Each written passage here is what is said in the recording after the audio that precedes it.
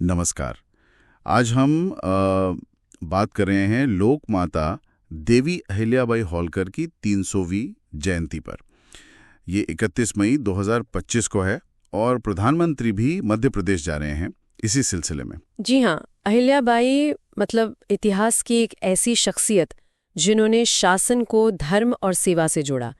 ये जयंती समारोह सिर्फ एक कार्यक्रम नहीं, बल्कि मुझे लगता है ये भारत की सांस्कृतिक चेतना और खासकर महिला सशक्तिकरण से जुड़ा है। हाँ, और हमारे पास जो जानकारी है वो एक लेख पर आधारित है। इसी जयंती के महत्व, जो कार्यक्रम हो रहे हैं और अहिल्याबाई की विरासत, उस पर रोशनी डालता है ये लेख। बिल्कुल। तो आज हमारी कोशिश यही रहेगी कि इस जानकारी का जो सार है उसे समझें और देखें कि अहिल्याबाई आज भी क्यों इतनी प्रासंगिक हैं। ठीक है, तो भोपाल में जो आयोजन हो रहा है उससे शुरू करते हैं। जानकारी है कि प्रधानमंत्री 31 मई को सुबह शायद 11:15 पे भोपाल में लोक माता देवी अहिल्याबाई महिला सशक्तिकरण महासम्मेलन में रहेंगे। हाँ। और इसका उद्देश्य सिर्फ एक सभा नहीं है, ये सीधे तौर पर महिला सशक्तिकरण पर केंद्रित है। कोशिश ये है कि अहिल्याबाई का जीवन, उनका जो कर्तव्य निभाने का तरीका था, धर्म और शक्ति का संगम, वो आज की पीढ़ी के लिए, खासकर महिलाओं के लिए प्रेरणा बने। अच्छा। एक तरह से ये उन सभी भारतीय नारियों को श्रद्धांजलि है जिन्होंने हमेशा आगे बढ़कर जिम्मेदारी उठाई है। और ये भी सुनने में आया कि प्रधानमंत्री वहाँ कुछ विकास परियोजनाओं का भी उद्घाटन या शिलान्यास करेंगे। हाँ, सही बात है। विकास परियोजनाएं तो हैं ही, लेकिन इसे एक तरह से सांस्कृतिक पुनर्जागरण की शुरुआत के तौर पर भी देखा जा रहा है। अच्छा, विकास और संस्कृति साथ साथ। बिल्कुल। प्रधानमंत्री एक बड़ी जनसभा को भी संबोधित करेंगे और उम्मीद यही है कि वो अहिल्याबाई की जो दूरदर्शिता थी, उनकी प्रशासनिक कुशलता, उसे आज के भारत के लक्ष्यों से जोड़ेंगे।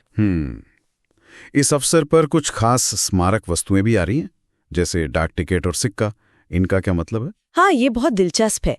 ये सिर्फ प्रतीक नहीं है, इनमें गहरा संदेश है। देवी अहिल्याबाई को समर्पित एक विशेष स्मारक डाक टिकट जारी होगा और एक 300 रुपए का विशेष सिक्का भी। 300 रुपए का सिक्का? जी। और ये सिक्का सिर्फ धातु का टुकड़ा नहीं है, ये अहिल्याबाई के जीवन मूल्यों का प्रतीक है। धर्म, सेवा, न्याय, मातृत्व, ये याद दिलाता है कि शासन सिर्फ ताकत नहीं, बल्कि इन मूल्यों से चलता है। सही कहा, मूल्यों का प्रतीक। और सम्मान की बात करें तो कोई पुरस्कार वगैरह भी है? हाँ, ये भी एक महत्वपूर्ण पहलू है। प्रधानमंत्री राष्ट्रीय देवी अहिल्याबाई पुरस्कार भी देंगे। ये सम्मान एक महिला कलाकार को दिया जाएगा जिन्होंने जनजातीय, लोक या पारंपरिक कलाओं में बहुत अच्छा काम किया हो। अच्छा, कला और संस्कृति को भी सम्मान? जी, भारत की जो कलात्मक विविधता है और महिला कलाकार है, उन दोनों का सम्मान है इसमें। ये सब जानने के बाद अहिल्याबाई के जीवन के बारे में थोड़ा और जानना चाहेंगे। कौन थी वो, कैसा था उनका समय? देखिए, उनका जन्म 31 मई 1725 को हुआ था। वो मल्हार राव होलकर की पुत्रवधू थीं, खांडेराव होलकर की पत्नी। एक सामान्य परिवार से आकर होलकर साम्राज्य की महारानी बनना, ये अपने आप में ही असाधारण बात है। हाँ, बिल्कुल। और उन्होंने शासन कब किया? 18वीं सदी में। वो दौर जब मुगल साम्राज्य कमजोर हो रहा था, मराठे उभर रहे थे और अंग्रेज भी धीरे धीरे अपनी पकड़ बना रहे थे। बहुत उथल पुथल का समय था। ऐसे मुश्किल समय में कुशल प्रशासन चलाना, ये कैसे संभव हुआ? यही तो उनकी खासियत थी। उन्होंने न सिर्फ मालवा को सुरक्षित रखा, बल्कि एक न्यायपूर्ण शासन दिया। और सबसे अलग बात ये थी कि उन्होंने राजकोष को, सरकारी पैसे को, जनता की अमानत समझा। अच्छा, कैसे? पैसा सिर्फ सेना या किलेबंदी पर नहीं खर्च हुआ। उन्होंने हजारों मंदिर बनवाए, अन्न क्षेत्र खोले, धर्मशालाएं बनवाईं, कुएं बावड़ियां खुदवाईं, यात्रियों की सेवा का इंतजाम किया। उनके लिए शासन सत्ता से ज्यादा एक आध्यात्मिक और सामाजिक जिम्मेदारी थी। रानी होकर भी इतनी सादगी और सेवा का भाव, ये आज सोचना भी मुश्किल लगता है। सही कहा। उनका अपना जीवन बहुत सादा था। वो विद्वानों का आदर तो करती थीं, पर फैसले हमेशा अपने विवेक से, अपनी समझ से लेती थीं। उनका जीवन दिखाता है कि नेतृत्व सिर्फ अधिकार जताना नहीं होता, बल्कि सेवा, संयम और समर्पण होता है। और उनका सांस्कृतिक योगदान, वो तो सिर्फ मालवा तक सीमित नहीं था, है ना? नहीं, बिल्कुल नहीं। वो पूरे भारत में फैला हुआ है।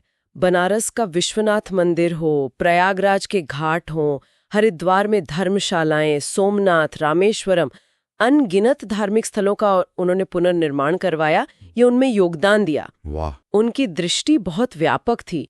वो पूरे भारत को एक सांस्कृतिक धागे में पिरोना चाहती थी, ऐसा लगता है। उनका निधन तो 1795 में हुआ, 13 अगस्त को, पर उनकी विरासत तो आज भी जिंदा है। बिल्कुल जिंदा है। उनके काम, उनकी स्मृति पूरे देश में महसूस की जा सकती है। इसीलिए प्रधानमंत्री का ये दौरा सिर्फ एक जयंती मनाना भर नहीं है। ये नारी शक्ति, हमारी सांस्कृतिक चेतना और भारत के स्वाभिमान से जुड़े मूल्यों का उत्सव है। हाँ, ये उस रास्ते को याद करना है जो अहिल्याबाई ने दिखाया था। सही कहा। तो अगर हम संक्षेप में कहें, ये 300वीं जयंती अहिल्याबाई के कुशल प्रशासन, उनकी सांस्कृतिक दृष्टि, समाज सेवा और नारी शक्ति के प्रतीक के तौर पर उनके महत्व को फिर से सामने ला रही है। हाँ, बिल्कुल। और शायद जाते जाते एक सवाल हम सबके सोचने के लिए छोड़ सकते हैं। जरूर। कि अहिल्याबाई ने लगभग 300 साल पहले सेवा, न्याय और सांस्कृतिक समर्पण के जो सिद्धांत स्थापित किए थे, वो आज के भारत में हमारे नेतृत्व को और हमारे सार्वजनिक जीवन के कामों को कैसे प्रेरित कर सकते हैं, इस पर सोचना चाहिए।